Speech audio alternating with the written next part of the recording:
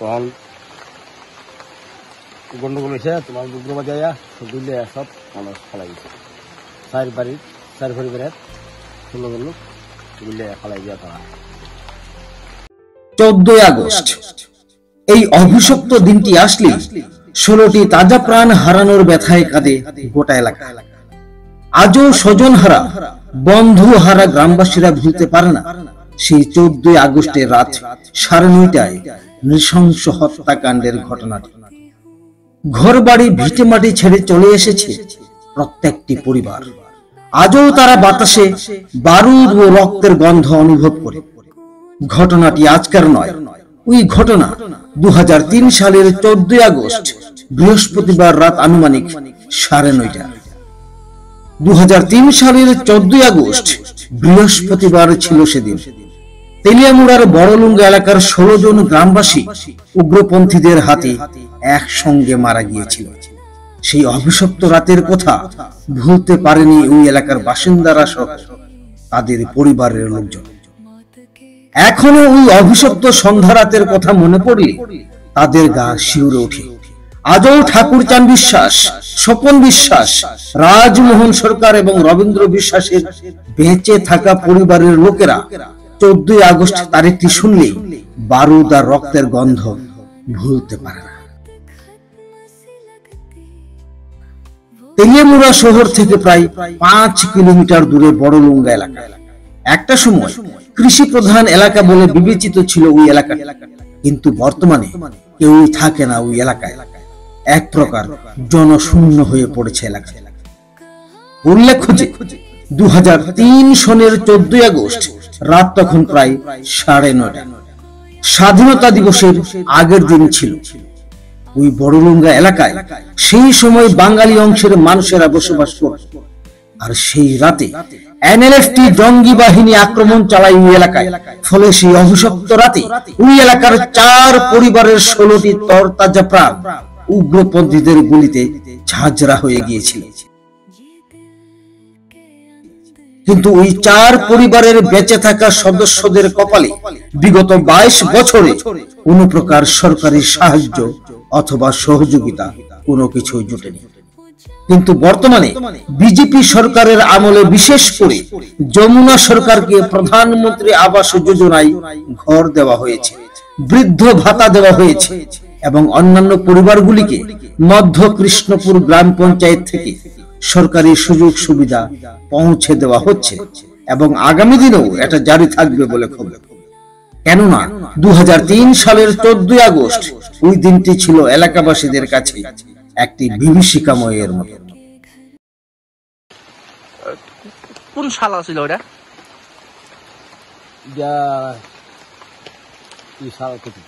আচ্ছা, মানে আপনার কি আত্মীয় স্বজন কেউ আসিল?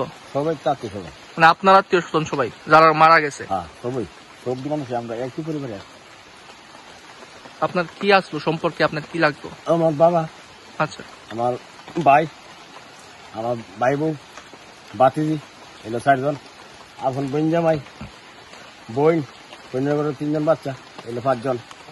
এরপরে এখন পিসিত ভাই, পিসিত ভাইয়ের বউ, পিসিত ভাইয়ের ঘরে বাতিজি, এরা এলো 4 জন, এলো 13 জন। এরপরে এখন পুরাতো বোন, তার বাচ্চা হলো 3 জন, এলো 16 জন। তারা কয়েকজনের নাম কি মনে আসেনি যারা মারা গেছে? কি নাম তারা?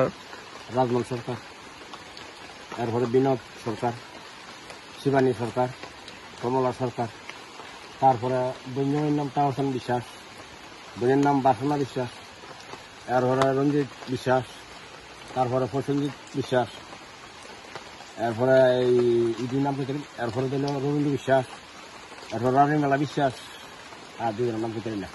তারপরে আর হইল জরনা বিশ্বাস, এই নাম পেতে। আচ্ছা, এই যে ঘটনাটা হয়েছিল ওই দিনকে আপনারা কি শুনে এখানে আইসলেন বা কি দেখছিলেন?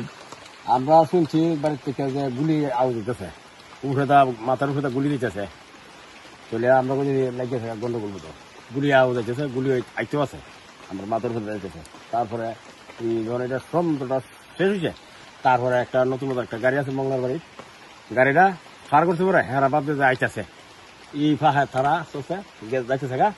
এরপরে এই গাড়ি স্টার্ট করছে পরে আমরা মানুষ অনেক মানুষে আগায় আয়া দেখি বৈজমের বাড়ি বড় আসি পরে তারা দেখছি অনেক উদানে তারা টাং টুং সুন্দর সুন্দর বাঁধছে বাইনা। তারপরে তো সারা যাইতেছে আর আমরা বৈজমের বাড়িতে চুপ করে কাটিয়েছি। এটা কার বাড়ি আসছিল? বৈজমের বাড়ি। কি নাম তোমার? তাওসান বিশ্বাস। এ তাইনের বাড়ি না? হ্যাঁ। আচ্ছা, এইখানে তো এখনো গুলির দাগ টাগ আছে। আচ্ছা হ্যাঁ, গুলি দাগ এর মধ্যেই গুলি করা হয়েছিল। গুলি করছে ঘরের দরজা জানাইছি তো একটা বাল্টি ভাঙছে পিছে দা সামনে দরজা ভাঙছে না পিছে দা সারাইয়া দেখাইয়া বাইয়া ঘরে জামাইয়া গুলিছে গুলিয়ে বাড়ি সব এমনি মার দূর কুবাইয়া সবাই কাছে না শুধু গুলিয়ে মারছে।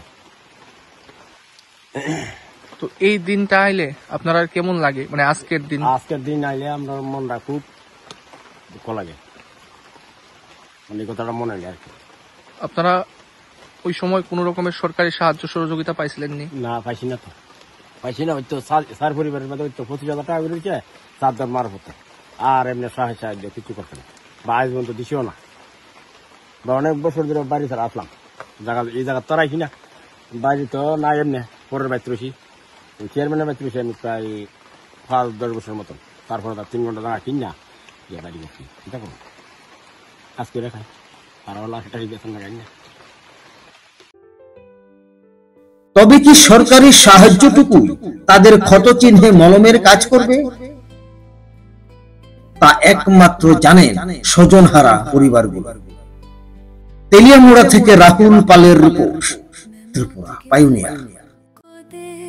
देखती हूँ जहाँ शुरुआत की नदियाँ बहती है, हर दीवार पर गूंजती चुप्पी, जहाँ दिल की सांसें थमती हैं। ये आंसू बहते हैं, कहानी सुनाते हैं, खोए सपनों को याद दिलाते हैं। आसमां भी रोता है हमारे साथ, मौत के घर में है केवल